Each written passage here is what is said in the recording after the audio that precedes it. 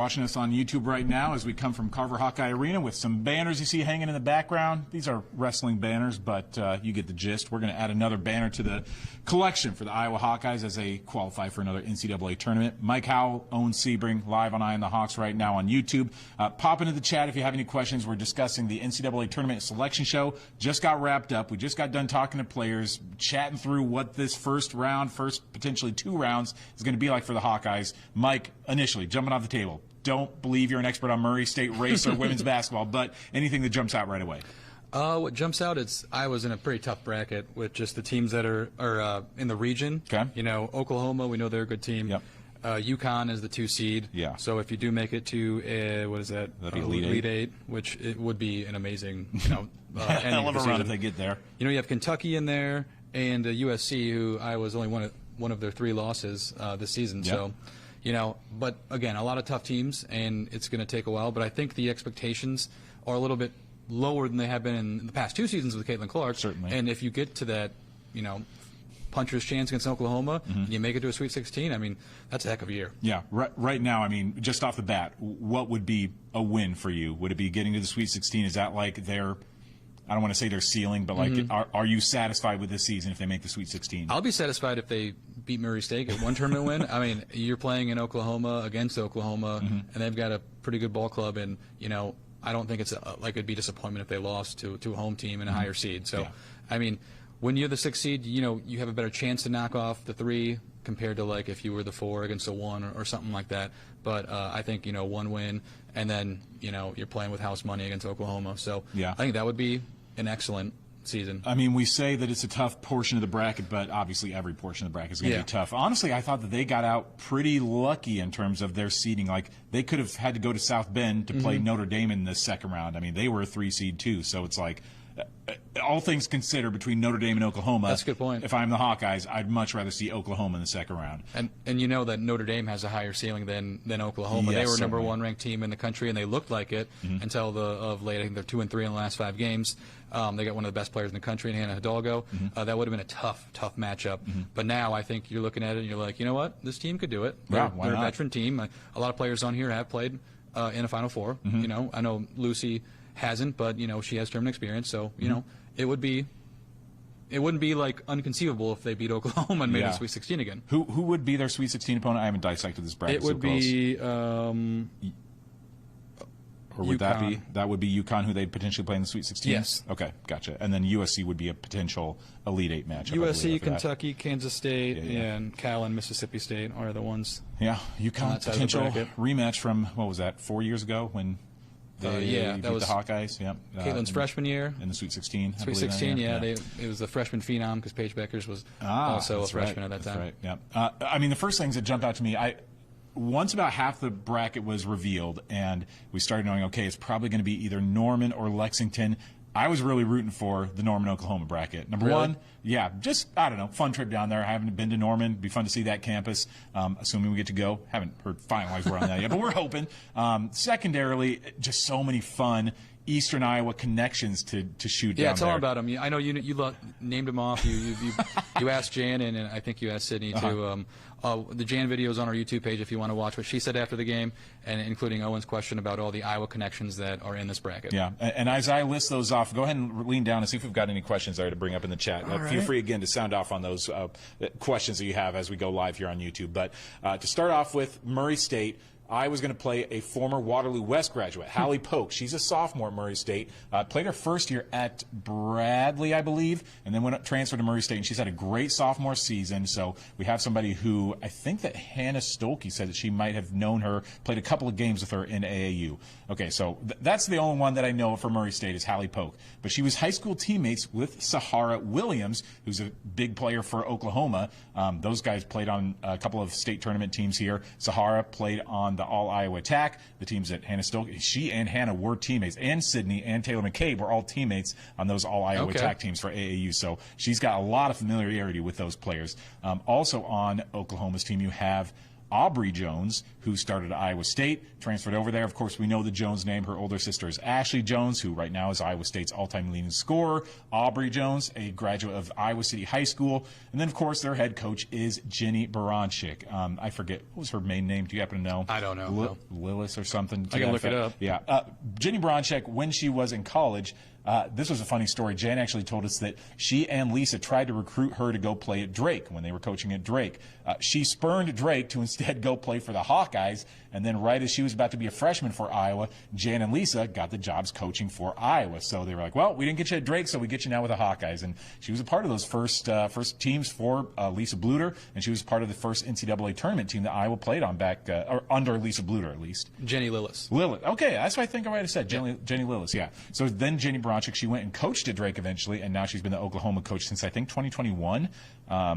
Believe yes, not when she went over there. Correct. So she knows Jan and Lisa, obviously, but Jan especially super well. I think she was, how tall is she? Does it say?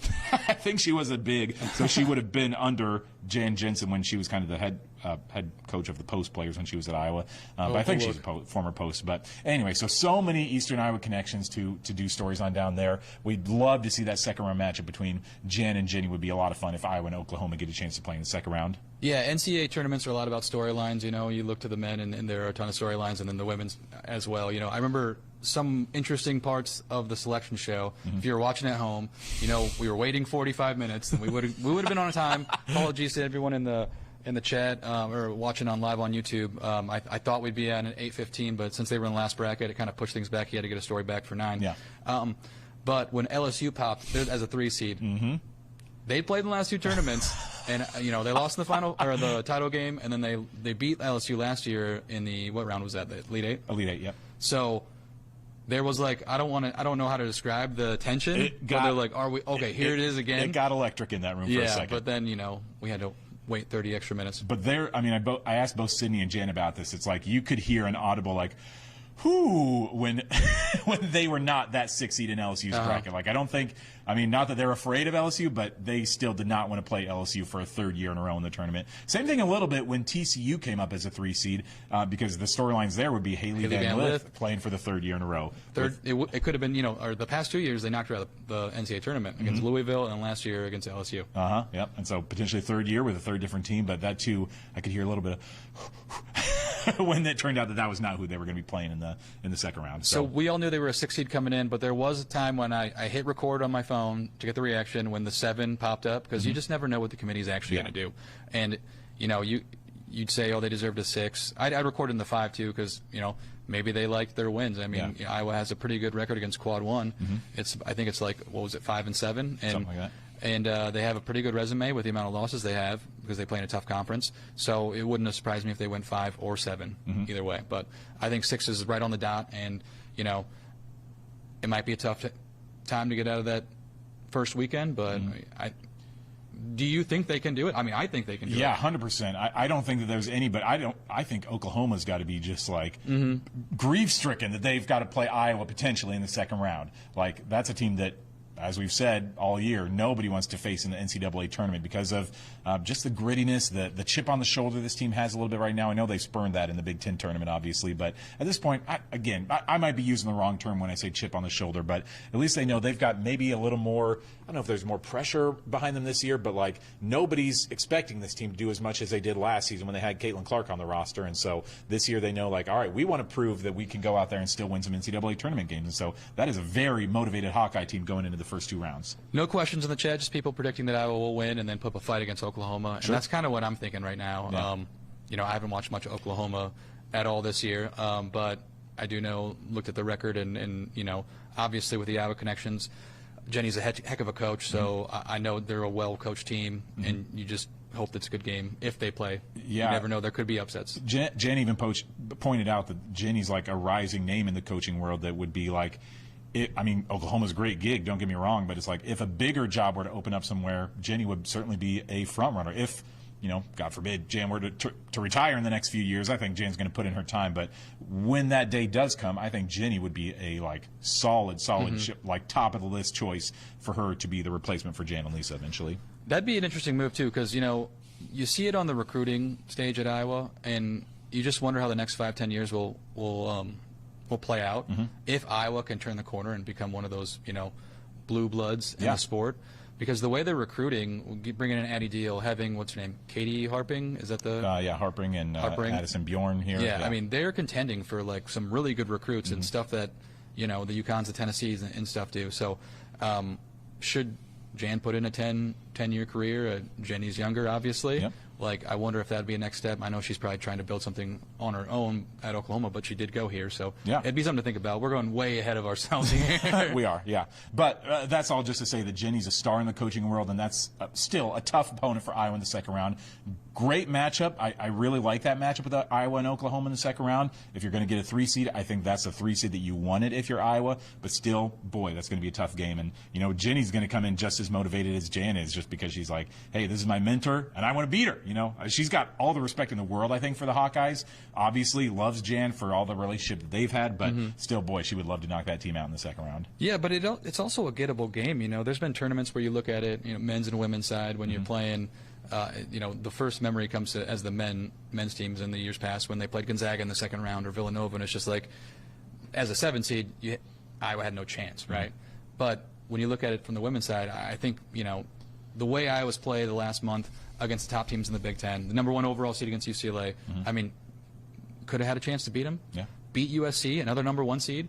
Ohio State took them to overtime. Then they won by 1 point in the Big Ten tournament. Like, they are playing against some of the best teams in the country, and they're playing well. So, they're battle-tested, and I wonder what the line would be. I'll have to see assuming Iowa and Oklahoma win. It'd be interesting to see what Vegas thinks. Yeah, and it is weird, again, having Murray State in the first round from the Missouri Valley Conference. So that's a team that's played a couple of games in the state of Iowa already this year against Drake and against UNI. Patrick Smith, our other sports reporter, actually got a chance to see them in person. He went out to cover the UNI Murray State game back in January in Cedar Falls. And they do really have a good team. I mean, we've mentioned Hallie Polk. She's a good, second or third option for them, but they have the not the MVP. That was Katie Dinnebier from Drake, of course, but she was the all-conference tournament team captain, whatever you want to say. So they've got a couple really good players on their roster, and that will be a tough matchup for them in the first round. They're going to want to come in and be the first team to knock off Iowa in a first-round matchup in a few years. And so can't overlook Murray State, certainly. Good team with some really good players on the roster. Hallie Polk coming in against some players that she knows pretty well here on the Iowa roster. So really intriguing, both first and second-round matchup. Yeah, definitely. And, I guess we are, you never want to overlook an opponent when you're playing. We're not playing in the game, so we can do that. Sure. But, yeah, Murray State, all the focus on them. That was interesting when Jan talked about how last week, there's a week between the Big Ten tournament and the tournament. She had some of her coaches just guess on the second-round matchup because really the first-round matchups when you're a 6 or, 3, it's totally random, so you can't really guess that.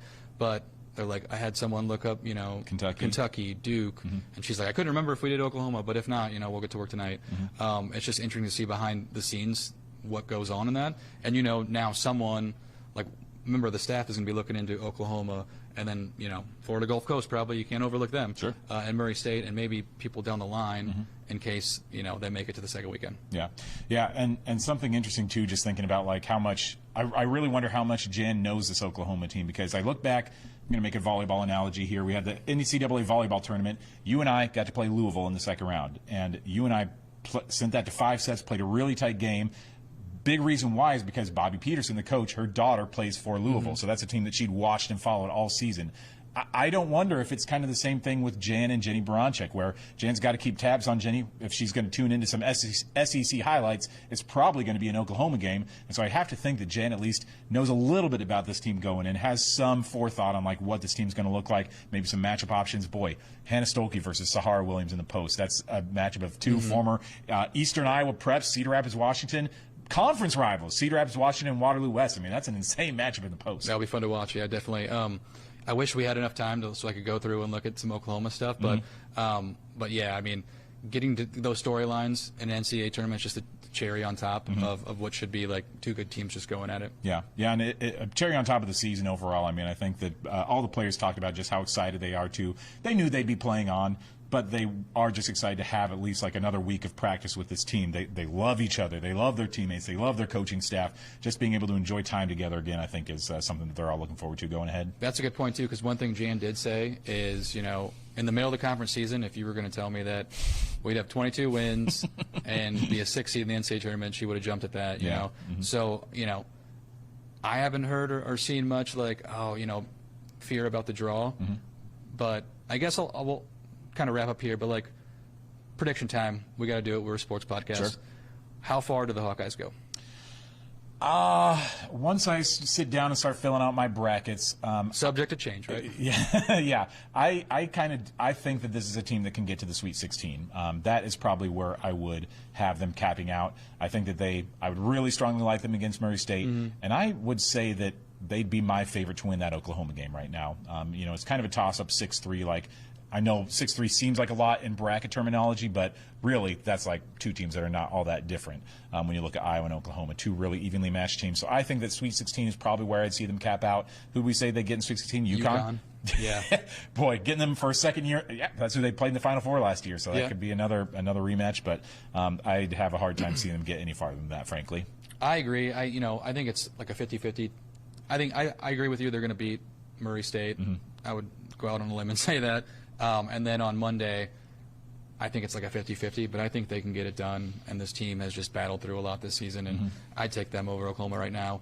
But UConn just has too much firepower. I think they'd probably bow out in the Sweet 16. Yeah, and I really do hope that this team comes in motivated to that first round game, just because, I mean, Jan's not the type of coach to overlook any sort of opponent, but still, you are susceptible to looking too far ahead sometimes, and that's how teams do get upset in the NCAA tournament. You start planning too much for game number 2. So, got to imagine they come in motivated, knowing that that's a solid MVC team that they'll have some tape on. And yeah, outside of that, I don't have a whole lot to add about Murray State in that first round. Yeah, we'll look into them this week, and I'm sure on Iowa's News Now we'll have some more previews of Friday night. So I don't either. So is this a good time to wrap up the podcast? Sounds good. And can we tell either the people at home, or Mike, can you tell me the next time we'll have the Eye on the Hawks podcast? That's a good question. I don't even know. Yeah, I don't know. Okay. Probably after round the one. Women. Yeah. Wrap up. But yeah, we can talk about it. He's going. If we go to the tournament, he'll go and I'll stay here. So it's going to be hard to do these live podcasts, but we'll try and get something together for you guys at least after round 1. Yeah, for sure. And there's going to be a lot of stuff. Obviously, keep an eye on the Iowa's News Now YouTube page to see all sorts of interviews we're going to get throughout the week, all sorts of storylines that we can cover. You can follow us as we go to Oklahoma. Hopefully, we'll be down there getting a chance to cover the team in person throughout the week.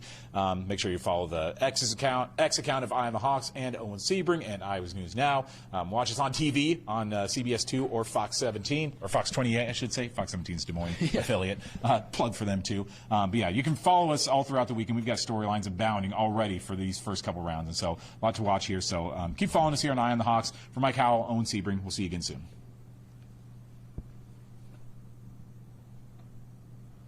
Wow. We done?